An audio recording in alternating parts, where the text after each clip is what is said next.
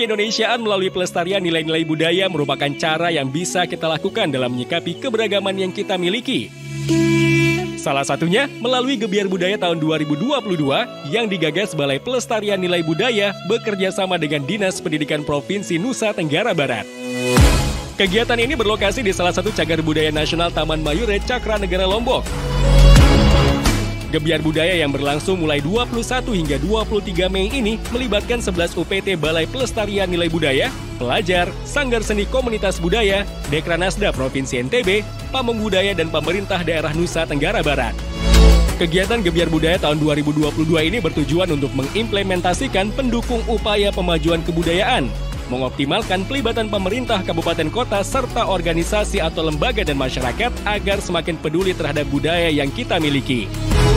Kegiatan yang berlangsung selama 3 hari ini menjadi ajang pengenalan budaya-budaya yang ada di Indonesia.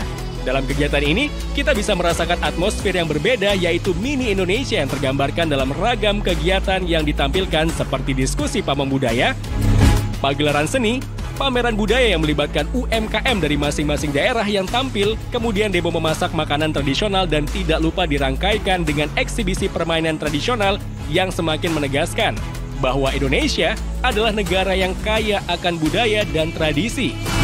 Tentunya sebagai masyarakat Indonesia kita harus bangga dengan keberagaman yang kita miliki dan berupaya untuk ikut mengenalkan, menjaga, dan melestarikan apa yang menjadi warisan nenek moyang kita agar dapat dinikmati oleh generasi selanjutnya.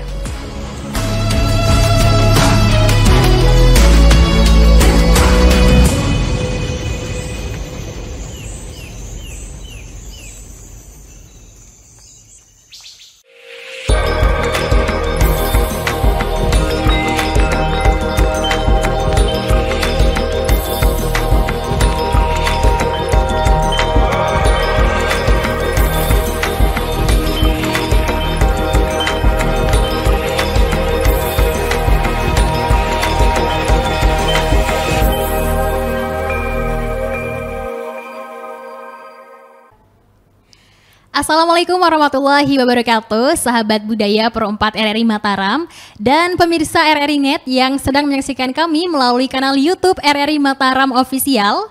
Titania kembali menjumpai Anda sahabat budaya di obrolan budaya pada hari ini dengan topik yang sangat luar biasa, yaitu merajut keindonesiaan melalui pelestarian nilai-nilai budaya. Dan sahabat budaya, tadi sudah kita saksikan bersama Future Gebiar Budaya 2022 yang menggambarkan sekilas kegiatan Gebiar Budaya Nasional 2022 di Taman Mayura. Tentunya sahabat budaya, kegiatan ini sangat luar biasa karena kegiatan ini menghidupkan kembali kebudayaan-kebudayaan daerah khususnya yang berada di Indonesia agar masyarakat kita senantiasa mengingat akan budaya mereka sahabat budaya.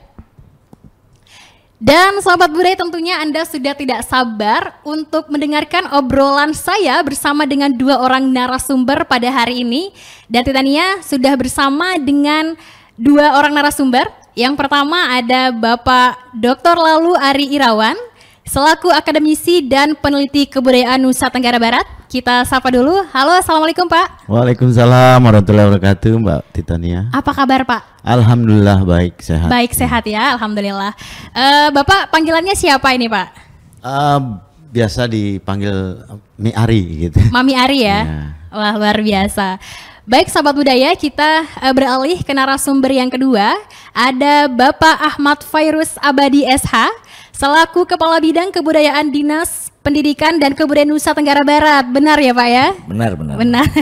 Panggilannya siapa nih Pak? Biar nyaman. Fairuz. Pak Fairuz ya. Apa kabar Pak Fairuz? Baik Titania. Baik ya? Iya. Baik.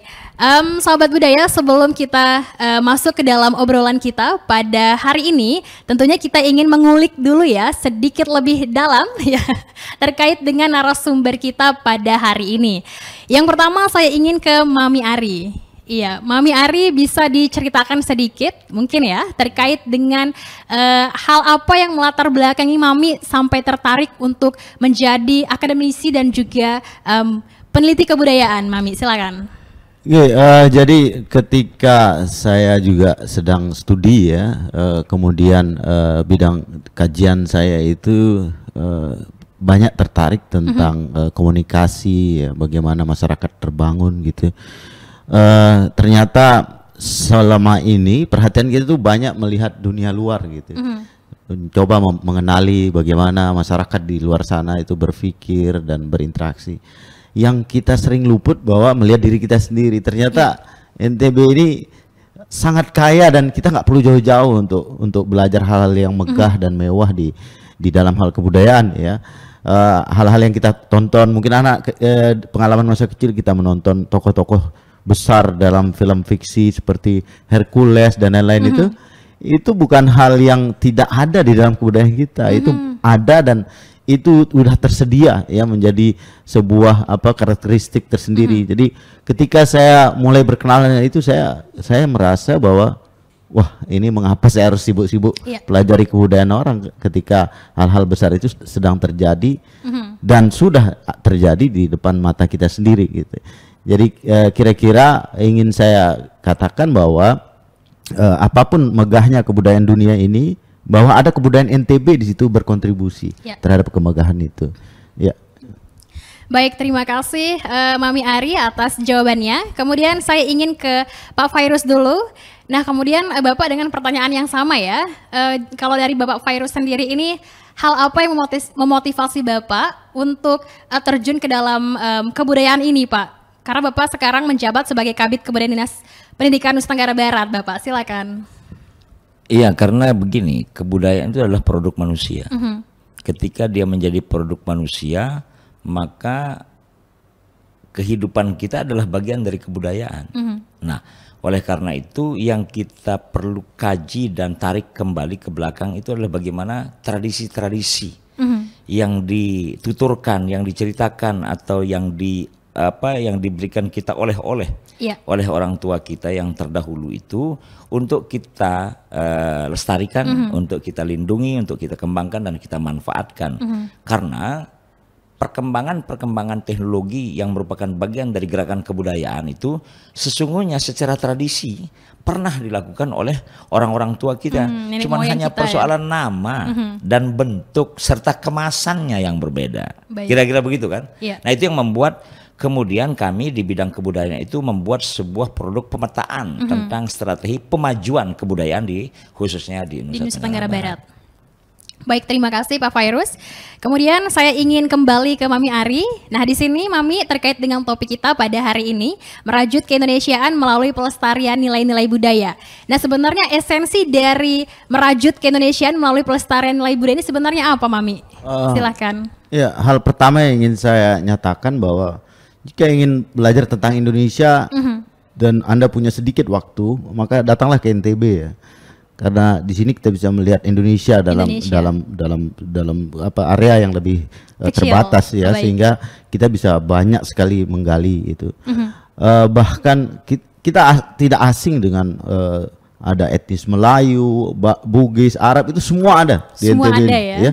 Jadi begitu kaya kita di NTB ini, dan ini menurut saya adalah keunikan yang membuat NTB menjadi sesuatu yang sentral dalam pelestarian kebudayaan. Nah, tapi yang hal lain yang ingin saya sampaikan, Mbak Titania, bahwa pelestarian itu bukan hidup di dalam masa lampau, ya. Ya. Tapi kita hidup di masa kini untuk masa depan yang lebih baik. Tapi kita belajar dari masa lampau gitu. Jadi kalau kita tidak punya tolak ukur, bisa kita bayangkan bahwa peradaban hari ini itu adalah hasil dari perjalanan peradaban sebelumnya. Ya. Artinya ada produksi-produksi terbaik yang pernah dikaryakan oleh leluhur kita yang menghantarkan keturunannya bisa bertahan hidup dan menjadi orang yang lebih baik hidupnya di masa yang akan datang. Gitu. Nah, dalam perspektif itu maka sangat wajarlah kita kemudian melihat pelestarian itu sebagai satu kesatuan dengan kehidupan kita yang sekarang. Jadi tidak, kalau kita mungkin berpikir kebudayaan itu adalah sesuatu yang lampau, sesuatu yang kuno itu, maka mungkin kita hanya akan melihat kebudayaan di museum, ya. Padahal definisi kebudayaan adalah semua cipta, rasa, karsa. Ya, dan semua produk-produk hasil pemikiran manusia itu adalah kebudayaan itu sendiri. Bahkan kita menggunakan teknologi ini adalah hasil dari kebudayaan. Ya. Jadi kalau kita kemudian tidak mau belajar dari itu, maka saya tidak tahu bagaimana mengukur peradaban kita semaju apa gitu. Apakah ini sudah ditemukan dahulu, kemudian apakah ada, kan cara berpikir manusia itu sebenarnya tidak jauh berbeda ya. Antara modifikasi, inovasi ya. Itu cara-cara manusia bertahan hidup sebenarnya kembali ke situ semua ya. Jadi dia modifikasi apa yang dia punya. Dia menemukan sesuatu yang baru berdasarkan apa yang ada, pengalaman-pengalamannya. Ya, itu. Betul sekali, seperti yang disampaikan Pak Fairuz tadi, hanya kemasannya saja yang berbeda ya Pak ya. Baik, terima kasih Mami Ari. Kemudian saya ingin ke Pak Fairuz kembali. Nah Bapak, pada gelaran Gebiar Budaya 2022 ini, bagaimana teknisnya sehingga bisa dilaksanakan di provinsi kita tercinta Nusa Tenggara Barat? Ini juga tidak luput dari peran serta Radio Republik Indonesia Mataram. Luar biasa, sahabat yang budaya. Ikut membantu bagaimana menggerakkan kebudayaan melalui publikasi dan informasi yang melalui kanal-kanal yang dimiliki. Artinya bahwa informasi tentang kebudayaan NTB kian meluas di tengah teknologi informasi sekarang 4.0 dengan menggunakan platform sosial media dan sebagainya. Ini menunjukkan bahwa Nusa Tenggara Barat terus kemudian sedikit demi sedikit kian bergerak. Itu pertama. Yang kedua, setidak-tidaknya dalam kurun waktu 2 tahun terakhir ini, kita atau kami bersama-sama dengan teman-teman termasuk Pak Mami Ari itu menggunakan kegelisahannya, menjadikan kegelisahannya itu lalu kita tuangkan menjadi sebuah legalisasi yang selama ini belum boleh kita katakan malah tidak ada yang ada hubungannya dengan regulasi. Nah, dengan adanya kemudian kami bersama-sama dengan Mami Ari dan kawan-kawan yang lain itu pada tahun 2021 alhamdulillah kami sudah membuat sebuah regulasi yang bernama Perda Pemajuan Kebudayaan. Dari Perda Pemajuan Kebudayaan inilah yang kemudian lahir konsep-konsep legalisasi ke depan untuk menjaga. Untuk melestarikan, melindungi dan seterusnya itu. Nah, gerakan-gerakan baik secara regulatif maupun secara aktivitas kebudayaan yang dilakukan oleh masyarakat NTB dari Sape hingga Ampenan itu tertangkap mata, tertangkap telinga oleh banyak orang di tengah globalisasi informasi ini. Nah, itu yang membuat kemudian NTB dalam hal ini Lombok, bil khusus lagi Mataram dijadikan lokasi. Pertama, Mayure itu adalah merupakan salah satu cagar budaya yang sudah ditetapkan secara nasional dan itu membuat NTB makin dikenal di pentas-pentas nasional bahkan dunia dari sisi kebudayaannya. Dan kita bisa lihat kemarin pada saat peristiwa Gebiar Budaya itu terlihat Indonesia kecil ada miniatur di NTB. Indonesia ya. Ya, itu kira-kira. Baik sahabat budaya dan juga pemirsa RRI Net, selanjutnya sebelum kita melanjutkan obrolan ini, kita ikuti dulu perjalanan dari rekan Oming Arini di Gebiar Budaya 2022.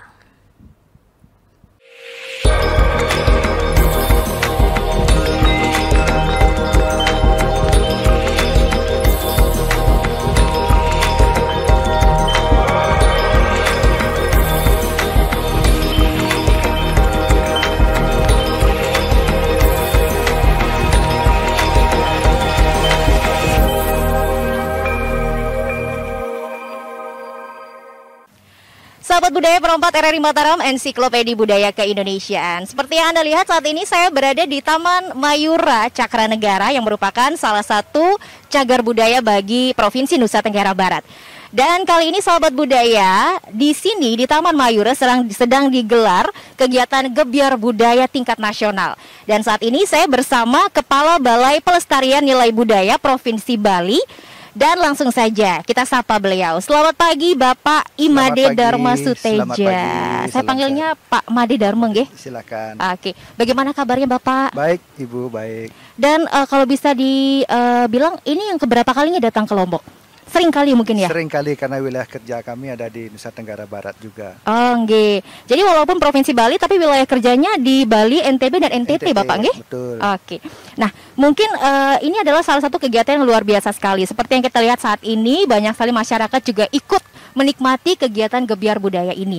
Tapi mungkin masyarakat ada yang masih kebingungan mengenai Balai Pelestarian Nilai Budaya Niki. Nah, mungkin Bapak bisa menginformasikan sebenarnya tugas dari BPNB Niki seperti apa dan fungsinya apa sih Bapak? Silakan. Ya, baik, sahabat budaya Nusa Tenggara Barat bahkan nasional, Balai Pelestarian Nilai Budaya itu adalah salah satu unit pelaksana teknis dari Dirjen Kebudayaan, Kemendikbudristek. Jadi wilayah kerja kami di Provinsi Bali, Provinsi Nusa Tenggara Barat, dan Provinsi Nusa Tenggara Timur. Tugas kami adalah sebagai pusat informasi nilai budaya lokal untuk memperkukuh jati diri bangsa. Jadi sebagian besar tupoksi kami adalah melestarikan OPK, objek pemajuan kebudayaan itu. Ada tradisi lisan, ada kuliner, ada tarian, ada seni lukis, kemudian macam-macam, ada teknologi tradisional, permainan rakyat juga ada. Itu tugas kami. Sama halnya seperti yang akan ditampilkan pada Gebyar Budaya kali ini ya, Pak Made ya. Oke. Nah, terkait dengan Gebyar Budaya ini mungkin masyarakat juga ingin tahu rangkaian kegiatannya mungkin dari awal sampai dengan hari ini seperti apa, Bapak? Silahkan. Baik, Gebyar Budaya ini kita sudah lakukan 3 kali di Samosir, kemudian terhalang pandemi kita lakukan secara daring. Ketika di Samosir adalah tuan rumahnya BPNB Aceh, kemudian yang di secara daring virtual kemarin adalah BPNB Kepulauan Riau. Nah, kita rapat, kemudian ditentukanlah tuan rumahnya adalah BPNB Bali. Karena BPNB Bali memiliki 3 provinsi wilayah kerja, maka jatuh pilihan kepada Nusa Tenggara Barat. Sehingga kita saksikan pada pagi ini Gebyar Budaya tahun 2022 kita laksanakan di Taman Mayura yang kita banggakan ini di Mataram, Lombok. Baik, memang saya juga sangat bangga berada di Lombok dan memiliki salah satu tempat yang sangat luar biasa ini, sahabat budaya, Taman Mayura, yang menjadi tempat untuk rekreasi juga, tempat untuk istilahnya melaksanakan upacara agama juga iya. Jadi Taman Mayura ini adalah tempat bagi masyarakat yang ada di Pulau Lombok dan Provinsi NTB. Nah, yang saya penasaran Bapak, kenapa memilih Taman Mayura? Padahal banyak loh tempat-tempat lain di Lombok ini, Pak. Mungkin ada alasan khusus. Ya, sahabat budaya yang saya muliakan dan saya banggakan. Mengapa Taman Mayura? Karena Taman Mayura adalah salah satu cagar budaya yang dimiliki oleh Provinsi Nusa Tenggara Barat. Maka sangat tepat cagar budaya, tangible culture dan intangible, kami yang nilai budaya berkolaborasi melakukan kegiatan di sini.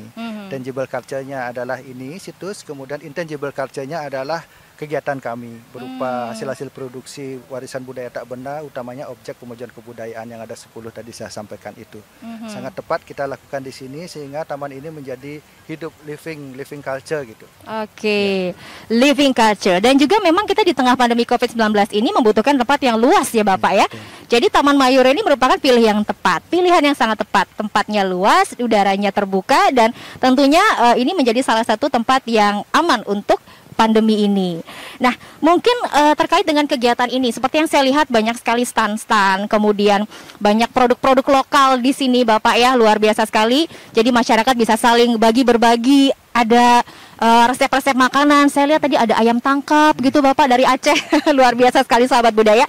Nah, tentunya ada harapan tersendiri yang ingin sekali diwujudkan Bapak. Mungkin dalam rangkaian kegiatan ini ada harapan tersendiri yang ini disematkan, yang ingin di istilahnya dicapai untuk masyarakat atau mungkin dari Bapak sendiri. Baik, silahkan. Sahabat budaya, tujuan kami ini adalah membangun ekosistem kebudayaan yang sangat kuat. Jadi ada kolaborasi melestarikan kebudayaan itu dari pemerintah daerah, pemerintah pusat, komunitas budaya, siswa-siswa tadi saksikan yang menyasar juga sebagian besar siswa, kemudian pelaku seni di NTB, kemudian semua pelaku-pelaku seni yang ada di seluruh Indonesia hadir sekarang dengan bangga membawakan warisan budaya tak bendanya masing-masing di masing-masing daerah untuk diperlihatkan di Gebyar Budaya ini.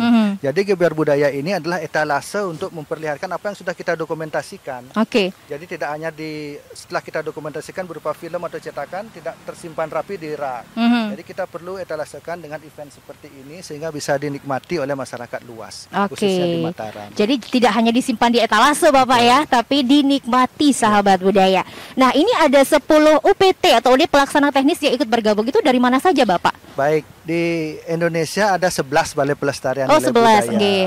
Wilayah kerjanya masing-masing 2 atau 3 provinsi, satu balai pelestarian nilai budaya. Kami mulai dari Kepulauan Riau. Oke, di Pulau Riau. BPNB Provinsi Kepri, kemudian BPNB Provinsi Aceh, BPNB Provinsi Sumatera Barat, BPNB Provinsi Jawa Barat, BPNB DIY, kemudian ada BPNB Provinsi Kalbar, Maluku Selatan, Maluku Utara, Sulawesi Selatan, Sulawesi Utara dan Maluku serta Papua. Oke, Gitu, jadi lengkap ada 11, sekali. Ada 11 dan semuanya hadir hari semuanya ini Bapak. hadir, insya Allah hadir semua dengan semangat dan bahkan membawa komunitas seninya, sampai ada dengan mobil membawa alat musik karena tidak bisa masuk pesawat, nanti mobilnya belum datang. Waduh, dari jadi Jogja. semangatnya terlihat banget ya Bapak Terlihat ya. sangat, dan kita bangga dengan hasil-hasil daripada budaya. Inilah tujuannya, maka kita ketahui apa yang sudah kita dokumentasikan harus dinikmati gitu, tidak hanya kita simpan saja. Baik, luar biasa sekali ya. Tidak hanya disimpan saja sahabat budaya, tapi dibagikan untuk masyarakat supaya masyarakat tahu dan ikut melestarikan Bapak ya. Bukan hanya Balai Pelestarian Nilai Budaya saja yang bekerja, tapi masyarakat juga ikut membantu dan mendukung. Nah, terkait dengan tema Gebiar Budaya Niki, Bapak, rajutan keragaman budaya untuk Indonesia Maju. Mengapa mengambil tema tersebut? Apakah ada maksud tertentu? Ya, saya kira sangat strategis bahwa kita harus saling menghormati antara agama gitu, antara agama, antara suku, karena ini adalah kekayaan kita justru. Betul. Beragamnya agama, suku dan bahasa, kemudian banyaklah tradisi-tradisi ini harus kita saling menghormati karena inilah kekayaan kita. Ya. Kekuatan Indonesia ada di sini, sehingga ini bisa kita untuk mensukseskan juga program nasional Bisa Indonesia Maju gitu. Luar biasa. Jadi saya pernah mengutip sebuah kalimat bahwa negara yang besar adalah negara yang menghargai budayanya. Jadi mari kita bersama-sama menghargai budaya kita. Terima kasih Pak Maldi atas waktunya dan semoga sukses terus acaranya Bapak nggih. Salam budaya. Salam budaya. Dan sahabat budaya, kembali untuk Anda yang saat ini menyaksikan kami, tetap bersama kami dalam obrolan budaya dengan berbagai ragam cerita dan hal-hal terkait budaya lainnya tentunya. Baik sahabat budaya Pro 4 RRI Mataram dan pemirsa RRI Net, tadi kita sudah menyaksikan bersama ada video wawancara dari rekan Oming Arini dengan Ketua Panitia Gebiar Budaya 2022 sekaligus Kepala Balai Pelestarian Nilai Budaya UPT Bali bersama dengan Bapak Darnal Suteja. Luar biasa sekali sahabat budaya hal-hal yang sudah tadi disampaikan oleh Bapak Darnal Suteja, dan tentunya hal ini berkaitan juga dengan hal-hal apa saja begitu yang perlu dilakukan untuk menguatkan rajutan di Indonesia. Baik untuk Mami Ari. Nah, Mami Ari, bagaimana hal-hal apa saja yang perlu dilakukan untuk menguatkan rajutan ke Indonesia melalui budaya? Ya, kami juga di lembaga-lembaga di luar pemerintah gitu ya, melihat bahwa hal yang penting untuk didorong terus ya, kesadaran tentang inklusi sosial ya. Ini hal yang kami pikir sebagai isu yang penting karena tidak mungkin kemudian kebudayaan itu kita pertontonkan bahwa satu kemudian ingin mendominasi kebudayaan lain, dan itu kita anggap sebagai satu pelestarian, tidak gitu.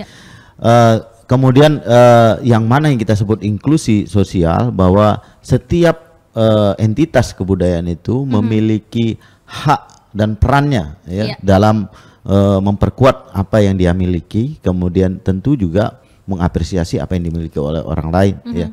Dan yang kedua itu kita juga harus memperkuat literasi di bidang itu, karena sekarang kita berbicara di era sekarang ini ya, yang kita namai literasi itu sudah tidak persis sama dengan literasi pada zaman yang sebelumnya ya. Jadi ada literasi melalui dunia digital, ada yang melalui dunia cetak ya. Dan ini harus kita kembangkan literasi tentang kebudayaan itu sebagai bagian dari pelestarian.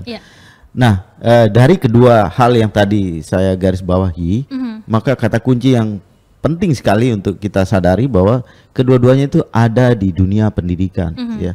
Inklusi sosial itu adalah bagian dari dunia pendidikan, begitu juga dengan literasi. Literasi. Nah, jadi kalau kita belajar A, B, C, D, E, tentu kalau kita bicara jenis buah yang tidak ada di sekitar kita, anak-anak akan sulit menangkapnya mungkin.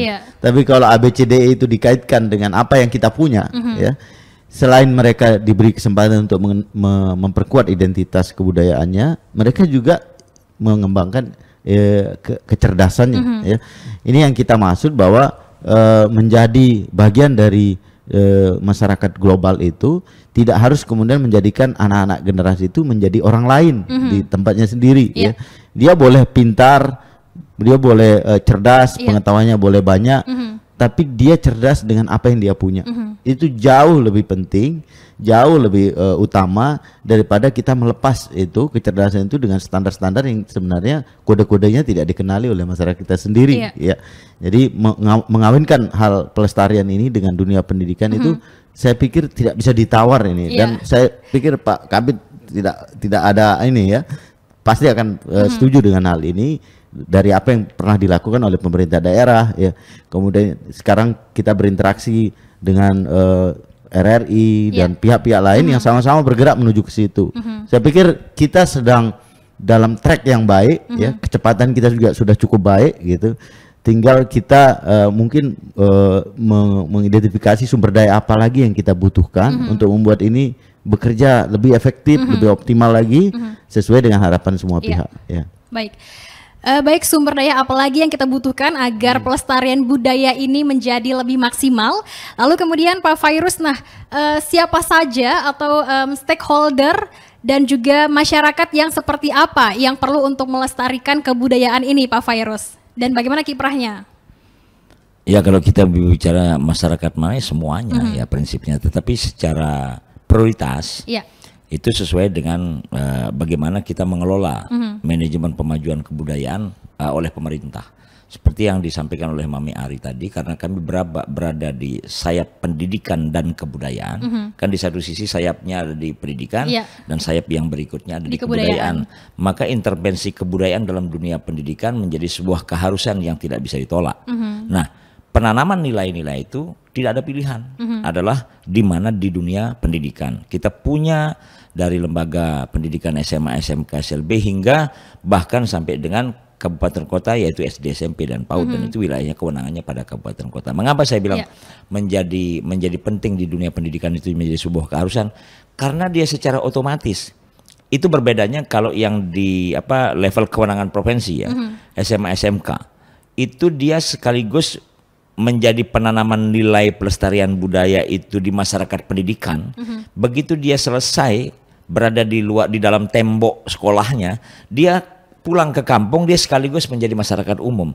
Makanya ketika kita menyentuh penanaman nilai budaya, pelestarian nilai budaya melalui lembaga pendidikan tadi, maka kita seperti kayak mendayung satu kali dayung tiga pulau terlampaui ya. Masyarakat pendidikan dan sekaligus masyarakat umum, karena dia akan membawa konsep-konsep kebudayaan yang diajarkan, nilai-nilai yang diajarkan di sekolahnya itu akan dia terapkan dan akan dia kembangkan di kampung, desa, dusun, dasan mereka punya. Baik sahabat budaya, nah tadi itu jawaban ya dari Pak Fairuz. Ternyata siapa yang dilibatkan dalam pelestarian budaya, tentunya semua pihak, terkhususnya bagi mereka yang berkecimpung di dalam dunia pendidikan, karena dunia pendidikan tidak bisa terlepas dari yang namanya kebudayaan. Baik, saya ingin kembali ke Mami Ari. Nah, tadi sudah panjang lebar dijelaskan oleh Pak Fairuz terkait dengan pendidikan dan juga kebudayaan. Nah, di sini yang ingin saya tanyakan, lalu bentuk-bentuk apa saja yang biasanya merusak rajutan keindonesiaan yang mungkin sudah sedari di bangku sekolah sudah dibangun, sudah dibentuk oleh para pendidik begitu. Mami Ari, silakan. Ya, ada memang banyak distorsi ya kita dalam perjalanan ini. Kita juga menemukan distorsi. Kalau tadi saya sebut misalnya inklusi sosial kita kadang-kadang terganggu gitu ya. Hal ini tidak baik ya kalau kita ingin betul-betul mendorong pelestarian ya. Kemudian saya berpikir bahwa teknologi dan arus masuk informasi yang begitu terbuka dan masif sekarang ini justru jangan dilihat sebagai sebagai ancaman saja, tapi peluang.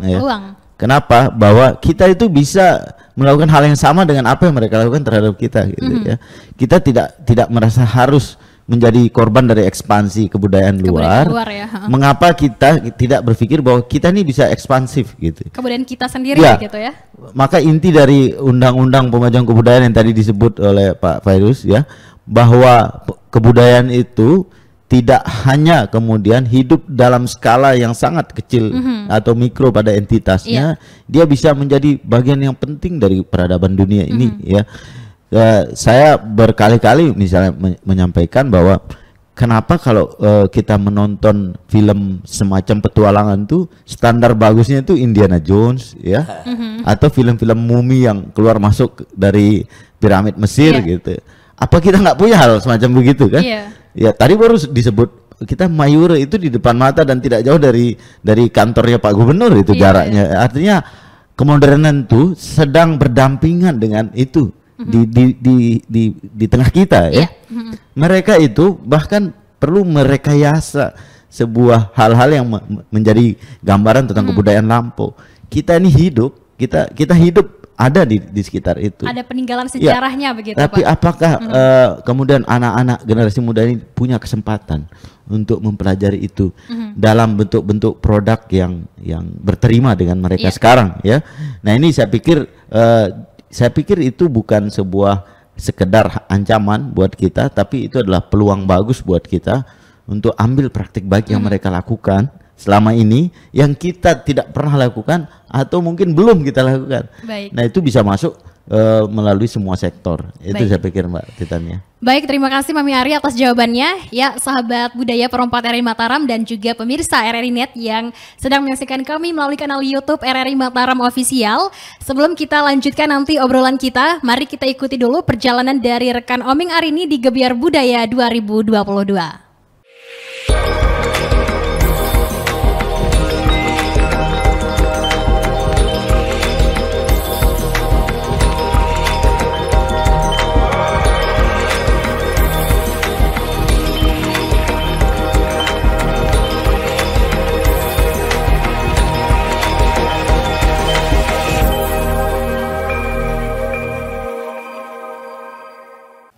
Baik sahabat budaya Perempat RRI Mataram Ensiklopedia Budaya Keindonesiaan, masih di Taman Mayura dalam Gebyar Budaya tingkat nasional. Dan kali ini sahabat budaya saya mengajak Anda untuk melihat berbagai hasil karya dari masyarakat Nusa Tenggara Barat berupa tenun dan lainnya. Dan kali ini sahabat budaya saya berada di pameran khusus Provinsi Nusa Tenggara Barat. Kita akan melihat apa saja yang ada di sini. Dan saya sudah bersama dengan salah seorang penggiat juga yang tentunya sangat berniat untuk melestarikan budaya yang kita miliki, salah satunya tenun. Kita sapa dulu ya. Selamat siang Ibu. Selamat siang. Dengan Ibu siapa? Ibu Nur Aini. Ibu Nur Aini. Saya panggil Ibu Nur saja ya. Baik Bu Nur, bisa dibilang di sini Ibu Nur punya stand yang luar biasa cantik sekali. Nah, kalau boleh tahu nih Bu, apa nama standnya nih Bu? Stand Dekranasda Provinsi dan NTB Mall. Luar biasa. Apa saja yang ada di sini Bu? Boleh saya lihat-lihat tenun, dulu? Ada apa namanya rajutan, ada ketak-ketak, tas-tas, dan ada makanan-makanan ciri khasnya Lombok. Oh luar biasa, termasuk yang saya pakai ini ya Bu ya? Paketnya dari tenun. Jadi sahabat budaya juga ternyata tenun itu tidak hanya untuk yang terlihat kuno ataupun tradisional. Buktinya seperti yang saya pakai ini ya, sangat menarik dan modern. Bisa dipakai untuk anak-anak muda ya Bu Nur ya. Nah kalau boleh tahu Bu Nur, ini tenun-tenunnya dari tenun model apa saja Bu Nur? Ada songket, ada Sri Menanti, ada tenun rajutan, ada dari apa namanya songket Bima, ada songket Sumbawa, ada sepatu, terus ada topi, ada buket, dan lain-lain. Ada kaos tenun, ada jaket tenunnya juga. Nah, jadi bukan hanya berupa kain sahabat budaya. Jadi tenun di sini sudah dikreasikan dengan bentuk-bentuk yang modern seperti jaket. Kemudian seperti di belakang saya ini ada sepatu ya sahabat budaya. Saya ambilkan ya. Jadi ini merupakan salah satu kreativitas ya Bu ya. Kalau tenun itu tidak hanya dipakai di kain saja mungkin atau baju yang kelihatan kuno, tapi ternyata juga bisa diolah nih dan dimodifikasi dalam bentuk sepatu. Cantik sekali Bu ya. Ini kalau untuk range harga kira-kira berapa ini Bu? Ini harganya 1 jutaan. Wow. Karena menggunakan songket. Gitu. Wah, ini songketnya asli Bu ya, asli. bukan printan ya Bu ya. Bukan. Nah kalau songket itu sendiri kalau dalam mengerjakannya itu butuh berapa lama sih Bu? Kalau yang sejenis songket begini ini pernah pewarnaan alam, asli dari pohon kayu, kulit kayu seperti itu. Ini prosesnya lama untuk mencapai warna seperti itu. Ada berminggu-minggu kita berulang-ulang kali kita proses. Ini bisa mencapai 2 bulan. Wah, jadi memang worth it atau sepadan dengan harganya, betul ya. Jadi ini masih menggunakan pewarna alami. Dan tidak dicetak Bu ya? Enggak. Jadi dipintal gitu ya? Tenun gedogan namanya. Oke. Baik sahabat budaya, selain sepatu, tadi saya tertarik dengan tenun rajutan katanya Ibu. Nah itu kenapa bisa berpikir membuat tenun rajutan Ibu? Saya melihat banyak kalangan muda, anak-anak, orang-orang yang saya lihat menggunakan baju rajutan. Kenapa tidak kita coba ke tenun, aplikasikan ke tenun seperti itu, sehingga saya punya hasil seperti ini. Ini dari rajutan, tenun rajutan. Ada di situ itu ada tenun rajutan juga. Tapi kita kerjasama sama desainernya, ada Mbak Maya, itu dari tenun gedogan diaplikasikan ke ini tenun. Aplikasikan ke tenun. Dan banyak peminatnya Ibu? Iya banyak. Ini dari tadi nih banyak yang lirik. Oh, jadi karena kesannya anak muda banget tuh ya. Dan sahabat budaya, Ibu Nur ini juga pemilik Galeri Tenun Putri Rinjani Lombok Timur ya. Jadi buat sahabat budaya mungkin yang juga berdomisili di Lombok ataupun di Lombok Timur juga bisa mendatangi galeri Ibu ya. Lebih tepatnya alamatnya di mana Ibu? Di Jalan Segera Anak, Kembang Kerang, Aikmal Lombok Timur, jalan mau ke Sembalun. Oh, dekat Sembalun sahabat budaya. Jadi untuk Anda mungkin yang tidak sempat datang ke sini bisa langsung ke galeri Ibu ya. Jadi bisa dibilang sahabat budaya bahwa tenun ini tidak hanya untuk ibu-ibu saja atau kalangan-kalangan tua katanya, tapi tenun sekarang sudah sangat bisa dimodifikasi untuk digunakan oleh anak-anak muda. Dan tentunya kalau kita menggunakan tenun artinya kita mencintai produk kita. Betul ya Bu? Iya. Dan sahabat budaya masih ada lagi di sini stand-stand lainnya dari 11 sahabat budaya UPT yang juga turut dalam pameran terkait dengan hasil karya mereka dan juga beberapa barang-barang ataupun produk-produk khas dari provinsi mereka masing-masing. Tentunya untuk sahabat budaya tetap bersama kami dalam obrolan budaya kali ini. Baik sahabat budaya Pro 4 RRI Mataram dan juga pemirsa RRI Net yang menyaksikan kami melalui kanal YouTube RRI Mataram Official. Ya, tadi kita sudah saksikan bersama ada wawancara presenter Oming dengan peserta pameran Gebiar Budaya 2022 terkait dengan UMKM dari Nusa Tenggara Barat. Sangat luar biasa sekali sahabat budaya, produk-produk yang dijual di Gebiar Budaya Nusa Tenggara Barat ini tentunya menghadirkan produk-produk yang mengandung unsur kebudayaan ya. Seperti tadi sudah kita dengarkan bersama, salah satunya adalah tenun dan juga variasi-variasi tenun ini sahabat budaya. Dan tentunya ini harus terus didukung ya sahabat budaya untuk UMKM ini karena mereka menjual produk yang mengandung kebudayaan. Kemudian saya ingin ke Mami Ari terkait dengan apa saja cakupan pelestarian nilai budaya ini Mami Ari untuk tetap lestari tentunya. Ya, kalau kita melihat dari domain ya yang didorong dalam undang-undang itu kan setidaknya ada 10 objek pemajuan kebudayaan 10 ya. Plus 1 yaitu cagar budaya sehingga jumlah perhatian kita itu sebenarnya 11. Ya. Kita coba ambil salah satu dari atau 2 dari yang 11 ini ya. Misalnya kita bicara tentang bagaimana pengetahuan tradisional misalnya. Sederhananya itu masyarakat itu kadang-kadang tidak menyadari bahwa itu hasil kecerdasan ya. Dalam mengolah sayur misalnya atau tanaman obat ya, yang herbal dan segala macam itu. Di Korea sana itu kan make up herbal dan semua itu sudah bernilai tambah yang luar biasa, berlipat ganda dari yang kita tahu di sini ya. Misalnya kebiasaan-kebiasaan itu kemudian didorong dikembangkan, itu akan memberikan impact atau efek yang luar biasa pada kehidupan kita hari ini ya. Nah, pengetahuan tradisional ini selama ini dia tidak mendapat perhatian yang cukup, ya, baik dari sisi dokumentasi maupun dari sisi pengembangan. Apalagi bicara pengarus utamaan. Jadi misalnya kita lihat apalagi meja depan kita ini contoh pengarus utamaan yang paling mudah, ya. Kemudian hasil cukli ini contoh bahwa kantor-kantor di Mataram itu menggunakan produk lokal, ya. Kemudian inilah bahwa kami mendukung apa yang sedang dilakukan oleh saudara-saudara kami yang pengrajin inilah, pengajarin itu, ya. Jadi hal-hal semacam ini sebenarnya sudah tercantum dalam perda itu dengan sangat bagus, bahkan arsitektur bangunan misalnya.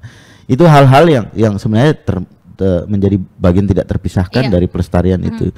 Jadi kalau kita misalnya ke Jawa, ya, kita tiba-tiba tahu kita nih di Jawa Timur karena melihat ciri bangunan misalnya.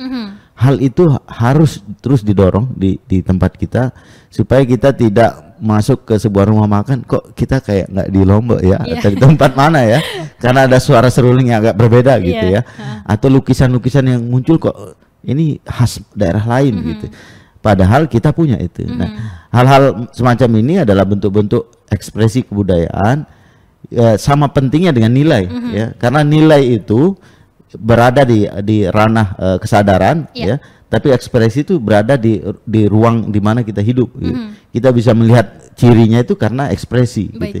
Maka kedua-duanya nilai dan ekspresi itu harus menjadi domain dari kemajuan kebudayaan. Ya. Baik, berarti ini sifatnya ini ada yang abstrak dan juga ada yang konkret, ya, Mami Ari, ya.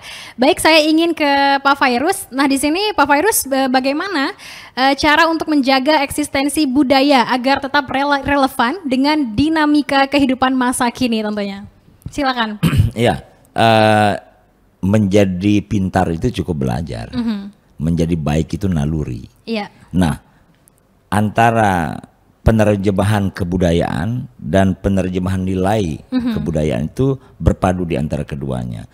Maka menjadi baik naluri itu adalah merupakan salah satu impact dari yang dihasilkan dari peristiwa kebudayaan. Tradisi-tradisi yang diberikan kita oleh orang tua itu memiliki makna, ada nilai yang di dalamnya. Nah, kemudian orang-orang pintar kemudian menerjemahkannya, ya kan? Melalui gerakan-gerakan kebudayaan. Nah, salah satu contoh yang dilihat kemarin di acara Gebiar Budaya, di situ ada industrialisasi. Itu gerakan kebudayaan sesungguhnya, kan merubah konsep-konsep bagaimana cara kita menikmati kuliner, menikmati makanan, kemudian dikemas dengan higienis tanpa menghilangkan bagaimana herbalism, hal-hal yang membuat kita menjadi tetap terjaga imunitas kita dengan baik tanpa penggunaan bahan-bahan kimia. Nah, itu gerakan kebudayaan yang dilakukan oleh saudara-saudara kita di berbagai kalangan di UMKM. Nah, itu industrialisasi itu adalah gerakan kebudayaan. Nah, oleh karena itu bagaimana kita mencoba menggunakan cara berpikir kita tentang menerima keberterimaan kita sebuah gerakan kebudayaan ini yang harus kita latih. Ketika dia tidak hilang tradisi itu, maka gerakan kebudayaan harus kita dorong terus. Kan begitu? Dulu kita makan dan minum menggunakan misalnya daun pisang dan ceret gitu ketika kita bergibung. Sekarang kan sudah diganti dengan piring dan air mineral. Dan itu gerakan kebudayaan namanya. Tapi peristiwa kita roah, peristiwa kita bergibung, itu tetap ada. Gitu kan? Peristiwanya, tradisi itulah merupakan bagian dari tatanan nilai. Nah, pemahaman kita soal perpaduan antara gerakan kebudayaan dan tata nilai, inilah tugas-tugas kami bersama Mami Ari itu untuk memberitahu bahwa kita sesungguhnya tidak kehilangan tradisi, tapi kita tetap juga kembangkan kebudayaan kita dengan cara mempertahankan konsep-konsep nilai yang ada dari tradisi yang ditinggalkan kita oleh nenek moyang. Baik, Pak Fairuz, berarti ini bentuk untuk memperbaiki mungkin atau menjadikan lebih baik lagi kebudayaan ini. Dari tadi Bapak sudah sampaikan mulai dari kita minum mulai menggunakan ceret, kemudian diganti dengan air mineral dan juga dari piring dari daun pisang. Ya, saya ingin tambahkan, Mbak. Saya ingin tambahkan bahkan salah satu dari indeks pembangunan kebudayaan kita itu dapat disebut dengan dimensi ekonomi budaya. Makanya apa yang dilakukan oleh kami bersama dengan tadi membuat konsep-konsep gerakan kebudayaan itu akan memiliki dampak ekonomi budaya, dan itu dilakukan kemarin pada waktu Gebiar Budaya itu ekonomi bergerak dari segi industrialisasi, dari produk-produk, dari wastra, dari kain dan sebagainya. Terlihat. Berarti mencakup Pak ya, kebudayaan juga bergerak juga ini ekonominya dari masyarakat kita khususnya UMKM ya Pak Fairuz ya. Baik sahabat budaya dan juga pemirsa RRI Net, selanjutnya sebelum kita melanjutkan obrolan ini, kita ikuti dulu perjalanan dari rekan Oming Arini di Gebiar Budaya 2022.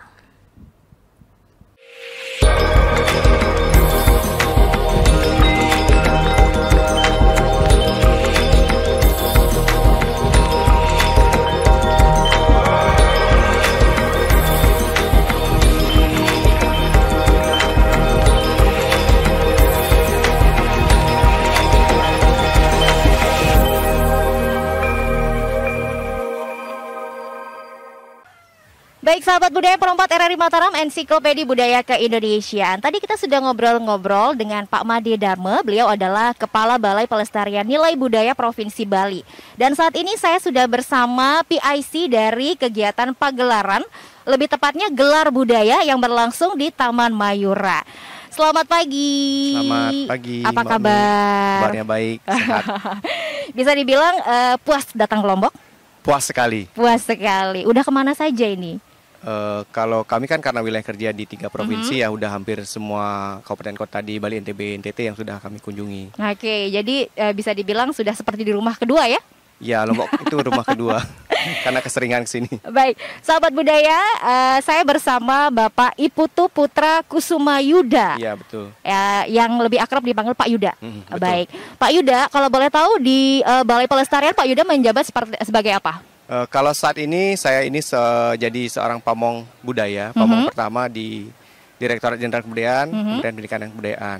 Itu jabatan saya di kantor. Tapi kalau di Pokja, saya ini di Pokja PMM, itu Perfilman Musik dan Media. Oke, tugasnya apa itu Pak? Kalau kami pamong sekarang itu mendata kebudayaan, kemudian itu membuat semacam mungkin aturan atau kebijakan-kebijakan nanti untuk pemerintah daerah yang bisa direkomendasikan tentang pemajuan itu sendiri. Kan ketika kita berbicara masalah pemajuan kebudayaan, tentunya kita harus berbicara mengenai 10 objek kemajuan kebudayaan itu sendiri kan. Ada permainan tradisional, ada bahasa, ada teknologi tradisional dan lain sebagainya. Itu bisa dibaca di Undang-Undang Kemajuan Kebudayaan. Oh, baik, luar biasa. Jadi tugasnya ini cukup mulia sahabat budaya, menjaga budaya kita ibaratnya seperti itu ya. Nah, terkait dengan gelaran budaya tingkat nasional yang dilakukan di Taman Mayura ini, seperti Pak Made bilang tadi ada sebabnya kenapa dipilih Taman Mayura. Nah, yang ingin saya tanyakan ke Pak Yuda adalah bagaimana rangkaian dari kegiatan ini secara terperinci. Mungkin apa saja yang akan tampil begitu? Secara terperinci kegiatan di Gebiar Budaya ini mungkin tadi sudah dijelaskan oleh Pak Made, ada beberapa kegiatan. Yang pertama adalah pagelaran. Itu menampilkan tari kreasi dan tari tradisi dari masing-masing BPNB se-Indonesia. Jadi kalau dihitung-hitung ada 11 BPNB di Indonesia dan masing-masing mengeluarkan tari tradisi dan tari kreasi. Jadi ada 22 tari kesenian yang akan ditampilkan di stage ini yang dimulai pada pukul 7 sampai pukul 10 setiap harinya. Dari tanggal 21 sampai 23. Oke. Gitu. Nah, ini yang ditampilkan termasuk seni apa ya? Ada seni tari, kemudian ada seni musik. Nanti berbeda-beda, itu tergantung dari UPT masing-masing. Misal dari kami ada gandrung kan besok. Ya, begitu. Yang kalau dari UPT-nya di sini adalah yang mewakili Lombok ya? Ya, betul. Karena wilayah kerja kami kan Bali, NTB, NTT, dan kebetulan ini dilaksanakan di Pulau Lombok. Tentunya kan kami harus mengedepankan budaya Lombok itu sendiri. Nah, kalau boleh tahu yang dari Lombok apa saja yang ingin ditampilkan nih Pak? Ada tari gandrung itu besok untuk tari tradisi. Kemudian ada tari kreasi juga. Gitu. Oke. Jadi bisa dibilang ini tariannya banyak sekali ya? Banyak sekali, seluruh Indonesia kita seluruh bilang. Indonesia sahabat budaya. Dan ini bisa dibilang bahwa salah satu cara kita untuk melihat budaya kita tanpa harus ibaratnya buka buku ya Pak ya. Iya betul. Kita bisa melihat di sini, bisa mendengar dan merasakan kan. Karena jadi, budaya kan tidak hanya harus dibaca, tapi harus didengar, dilihat dan dirasakan. Kalau kata orang tak kenal maka tak sayang. Betul sekali. Jadi kenapa tidak untuk mengenal budaya kita sendiri supaya sayang dengan budaya kita. Kemudian harapannya sendiri Pak seperti apa untuk kegiatan ini?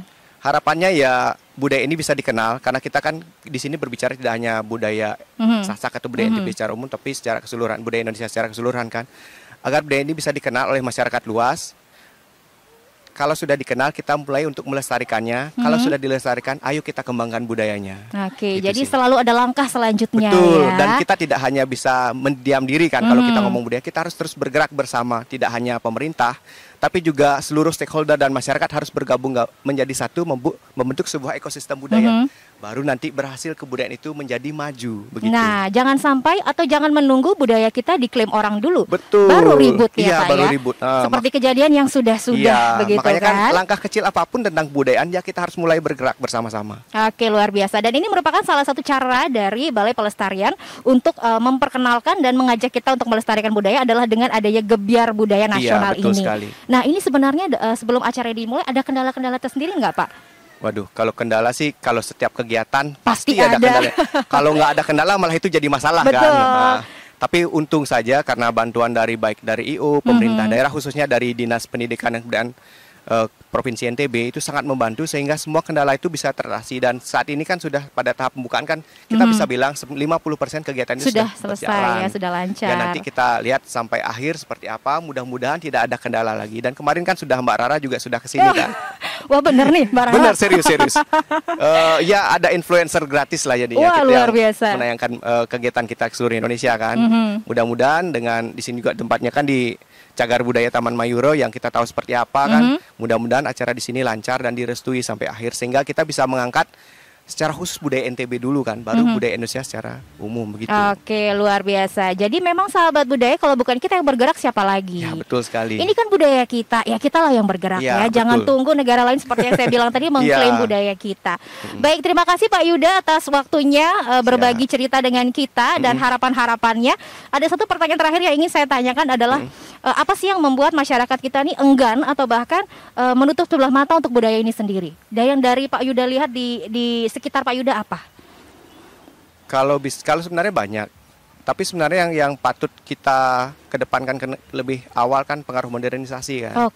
Pengaruh bagaimana pengaruh modernisasi yang masuk melalui televisi, kemudian gadget itu sangat-sangat mengganggu ekosistem maupun eksistensi budaya tradisional kita. Sekarang kan masyarakat kita sendiri itu enggan untuk belajar permainan tradisional. Padahal di balik kuno gitu loh, Pak. Padahal di balik permainan tradisional kan tidak hanya bermain olahraga begitu kan, tapi ada nilai di balik makna kan. Seperti itu kita bicara seperti itu. Nah, itu yang sangat kurang sekarang. Ya kedepannya mudah-mudahan ada inovasi-inovasi baru yang mungkin dari Mayura ini kita bisa temukan inovasi baru. Bagaimana generasi muda kita bisa tetap eksis dan kemudian mengembangkan kebudayaan kita sendiri begitu. Baik, luar biasa. Padahal kalau seperti yang Pak Yuda bilang tadi, dalam sebuah permainan tradisional itu ada maksud dan tujuan. Iya, itulah betul. hebatnya nenek moyang kita. Setiap kegiatan yang dilakukan tuh ada tujuannya. Iya, betul. Dan kita harus bangga dengan itu ya Pak ya. Baik, terima kasih Pak Yuda sekali lagi atas waktunya dan semoga kegiatan ini terus lancar dan berdampak positif untuk semua dan tentunya masyarakat bisa semakin bangga dengan budaya yang dia miliki. Terima kasih Mbak. Baik sahabat budaya, kita kembali dalam obrolan lainnya. Jadi tetap bersama kami dalam obrolan budaya RRI Net berikut ini. Ya, sahabat budaya Perempat RRI Mataram dan juga pemirsa RRI Net yang menyaksikan melalui kanal YouTube RRI Mataram Official.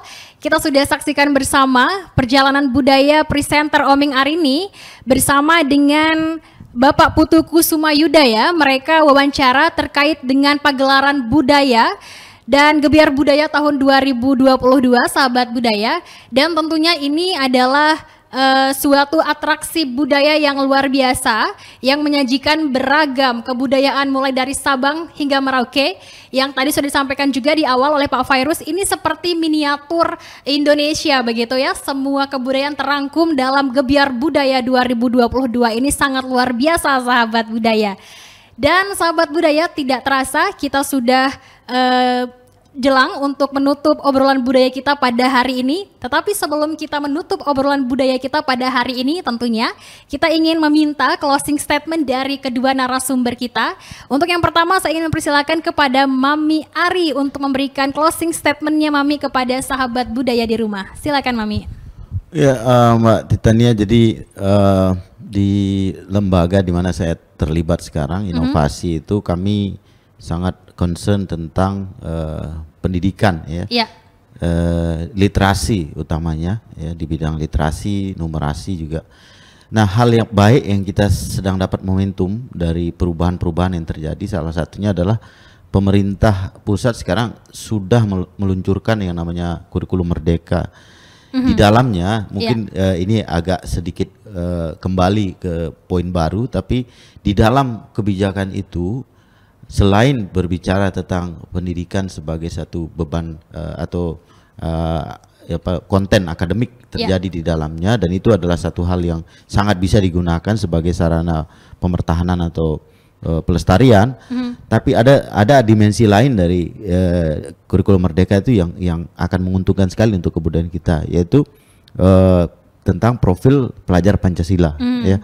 Dan saya pikir ini sebuah momentum yang saya pikir ini sama ini nafasnya provinsi bicara tentang pendidikan dan kebudayaan dan pendidikan, tidak harus dipisahkan waktu dan tempatnya, tapi menjadi satu kesatuan. Di nasional juga sedang terjadi dengan ini gitu.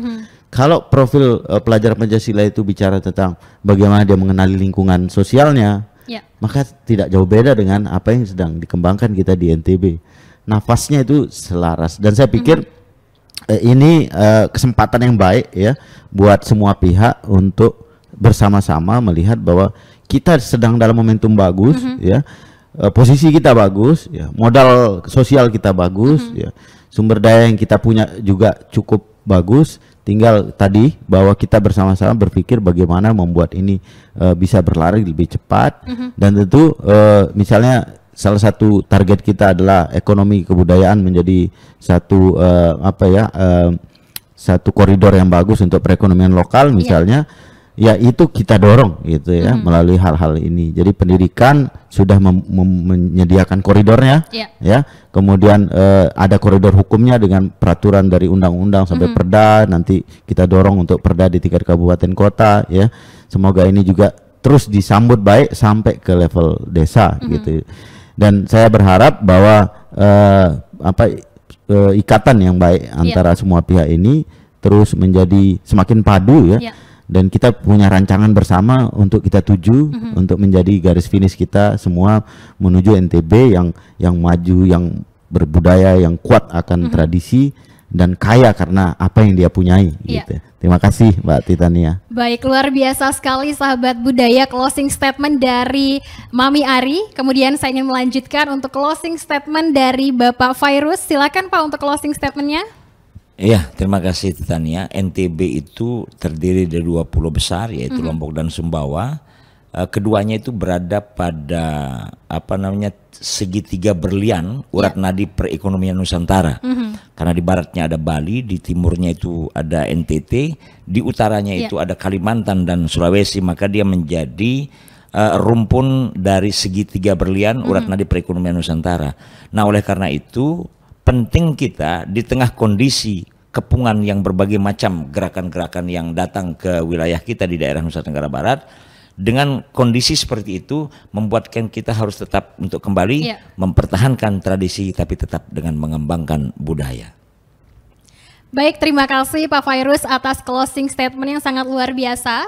Ya, sahabat budaya Pro 4 RRI Mataram dan juga pemirsa RRI Net yang menyaksikan kami melalui kanal YouTube RRI Mataram Official.